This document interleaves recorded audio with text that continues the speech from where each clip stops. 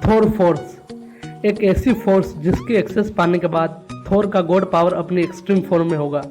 एक ऐसा पावर जिससे प्रोबेबली थोर आने वाले टाइम में गैलेक्टस को टक्कर देगा। तो मेरी इन स्टार्टिंग लाइंस और थंबनेल से आपको पता चल ही गया होगा कि इस वीडियो में मैं डिस्कशन करने वाला हूँ थोर के नए पावर थोर फोर्स के बारे में। So let's start.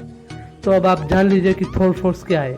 Thor force MCU का कोई नया पावर नहीं है, यहाँ ओडिन फोर्स ही थोर फोर्स है। तो अभी आप सोच रहे होंगे कि ये ओडिन फोर्स किस चीज़ का नाम है, तो मैं आपको बताता हूँ कि ओडिन फोर्स है क्या।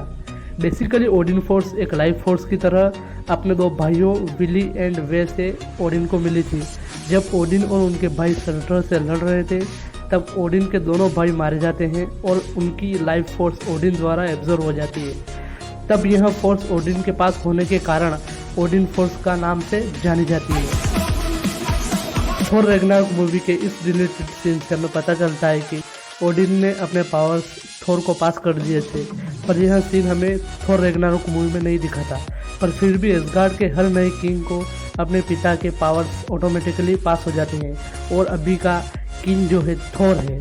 बस कंडीशन ये है कि जिसको पावर ट्रांसफ़र किया जा रहा हो वह एसगार्ड के किंग का बेटा होना चाहिए। तो इस तरह से ओडिन फोर्स थोर को पास हो गया है और अब इस फोर्स को थोर फोर्स का नाम से जाना जाएगा क्योंकि यह फोर्स थोर के पास है। तो अब देखते हैं कि थोर फोर्स यानी ओडिन फोर्स कितना पावरफुल होगा और थोर का जो नया पावर है वह कैसे काम करता है। थोर का नया पावर थोर फोर्स थोर को अनबीटेबल गॉड का लेवल दे देगा। थोर फोर्स कितना पावरफुल है यह जानने के लिए हमें ओडिन फोर्स का रेफरेंस लेना पड़ेगा। तो ओडिन फोर्स से ओडिन ने कॉमिक्स में एक बार एक नई गैलेक्सी क्रिएट कर दी थी, फिर बाद में उसे डिस्ट्रॉय भी कर दिया था।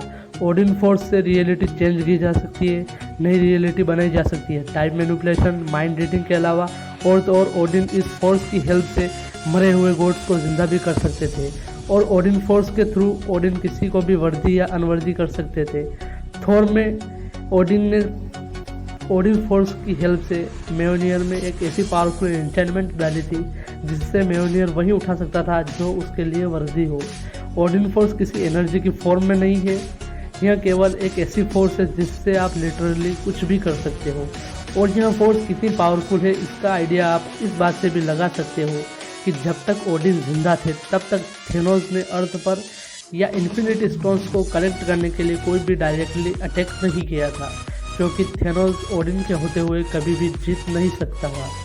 तो इन सभी बातों से क्लियर होता है कि थोर फोर्स एमसीयू की सबसे पावरफुल फोर्स है और यह फोर्स एमसीयू में एग्जिस्ट भी करती है।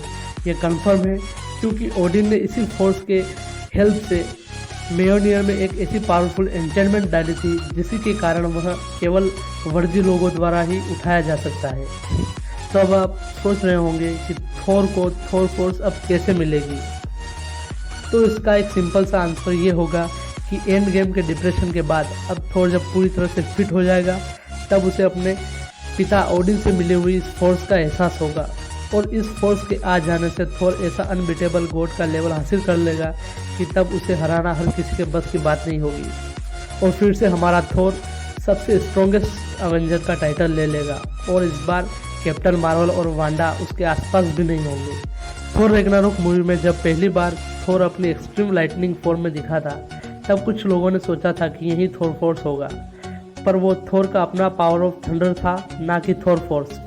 सोच लो कि थोर अपनी एक्सट्रीम थंडर पावर में इतना पावरफुल था तो थोर फोर्स आने के बाद वह कितना पावरफुल हो जाएगा, क्योंकि थोर फोर्स या ओडिन फोर्स किसी भी गॉड के बेसिक पावर्स को भी ज़बरदस्त इन्हेंस्ड कर देती है।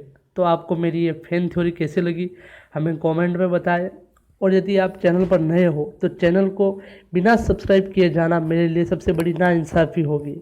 तो चैनल को सब्सक्राइब करो और बेल आइकन भी ज़रूर प्रेस करना। आज के इस वीडियो में मैं सुपर हीरो वर्ल्ड को अलविदा कहता हूँ। मिलते हैं नेक्स्ट वीडियो में।